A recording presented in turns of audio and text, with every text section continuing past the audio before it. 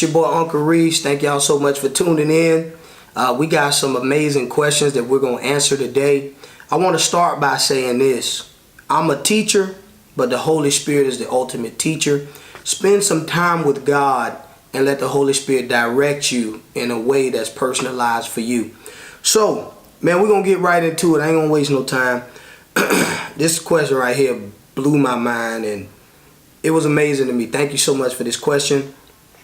Uncle Reese, I've been doing gospel rap for a while now, and I find it difficult to get my music out as well as get the support of other artists that are further along than I am. So he's probably talking about like bigger artists. I reach out to them all the time and I never get a response. I am also looking to get a record deal as well. What advice do you have for me? This is a great question. An amazing question. So this brother is a gospel rapper. He says he's been doing gospel rap for a while. He finds it difficult to get his music out as well as get support from bigger artists. He also looking for a record deal. What advice do I have for him? Number one, I want to say this. It is difficult being a rapper in general. It's even more difficult being a Christian rapper because, you know, you're taking a form of music that, for the most part, is about glorifying ignorance, is about, you know, doing things that quite naturally, you know, for the most part, if we be real, 98% of all the music that's really whamming right now is about killing somebody that looks like you or disrespecting some women or something like that. So now you're trying to take a positive message and put it in something that really, you know, on a level where most people comprehend it as that's not really what you use it for. So it is difficult being a Christian rapper. It really is. And sometimes it is hard to get support. But I want to start by telling you this. I actually looked up your music and I checked out your social media account. The lyrical content behind what you're doing is through the roof. It's amazing as far as being something positive, as far as it being biblically sound. Bro, your music is tight.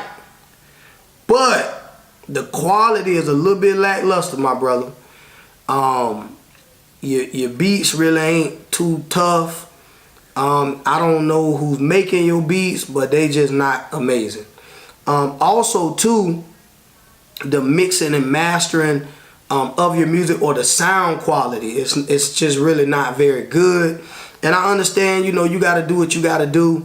My dad always told me never despise humble beginnings. So, you know, if that's what you got to do, then do what you got to do.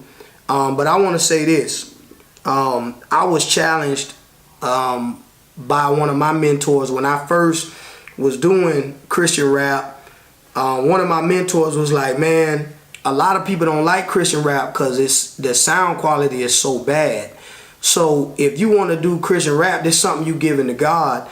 And so you got to take even more time to make sure that it's on par with the professionalism that's in the world. Like making sure that you got quality beats, that you got a real engineer mixing and mastering your stuff so it sounds good. Because, man, I don't care how positive your message is, if the packaging ain't good, ain't nobody even gonna give it a chance. So as Christian rappers, that's something we really gotta do. Next, I'm gonna answer this question. A lot of the bigger artists, you say you reach out to them all the time and they never respond. See, I think you focus on the wrong thing. You'll be so focused on the person at the top that you forget the people who neck and neck with you. So you might not be able to get a feature from this A-lister or the biggest person in the industry, and it may not be time for you to get that feature. But what you got a whole probably neighborhood or a whole church or a whole school full of people that do what you do, that got the same amount of followers you have or the same size audience. You want to work with those people, you know, because those are the people who feel you. They where you at. They understand where you at. So don't shoot your shot too early. Now, God can do anything, but, you know, you want to be careful. And I just want to say this too. I get messages all the time from people. So when I look at my DMs, sometimes I get 30 messages a day, you know, from people wanting me to tell their daughter happy birthday, send their school a message, or come to their church, or do a birthday party. And then every once in a while I get that message that's just from a random artist. It literally will say, Uncle Reese, let's work. And when I get those messages, I just say, well, I've never heard of you. So, I mean, I'm fine. Like, because usually I only work with artists that I seek out, or that I'm a fan of, or that I really like their music. So, but every once in a while I click on it, and it'll be somebody that's saying, hey, let's work. And I'll click on their page, and you got 98 followers, and you ain't even been consistent with posting. I check your YouTube, you got 2 songs out that got 96 views apiece, and it ain't even consistent. Like, one song came out 4 years ago, and then this new song just dropped, you know. So I look for a little bit of consistency. So you might want to change your approach. I don't know how you reach out to them.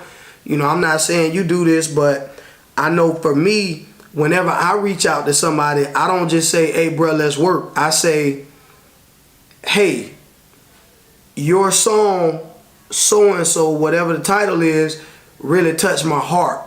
And when you said this in the song, you know, that spoke to me. So I just want you to know I am a fan, first and foremost, of your craft, of your art. And man, I would be very much interested in working with you.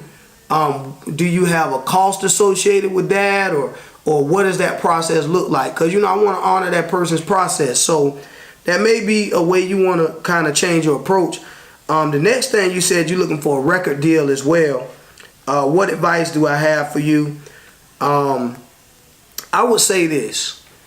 Most record labels are looking to sign people that already have something going on. So if you ain't turned up already in your own right, then it's going to be really hard for a record label to just not have anything to work with, but just say, hey, you know what?